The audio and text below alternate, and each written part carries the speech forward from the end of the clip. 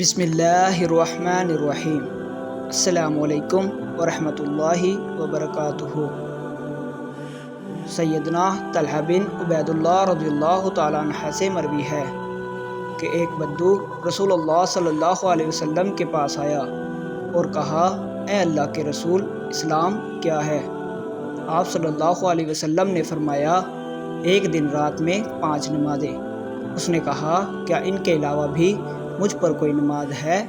آپ صلی اللہ علیہ وسلم نے فرمایا، جی نہیں۔ پھر اس نے روزے کے بارے میں سوال کیا۔ آپ صلی اللہ علیہ وسلم نے فرمایا، رمضان کے روزے۔ اس نے کہا، کیا ان کے علاوہ بھی مجھ پر کوئی روزہ ہے؟ آپ صلی اللہ علیہ وسلم نے فرمایا، جی نہیں۔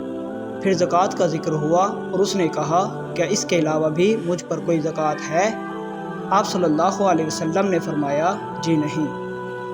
بالآخر پھر اس نے کہا، اللہ کی قسم، میں ان عبادات میں نہ کوئی زیادتی کروں گا اور نہ کمی۔ رسول اللہ صلی اللہ علیہ وسلم نے فرمایا، اگر اس نے سچ کہا ہے تو کامیاب ہو گیا ہے۔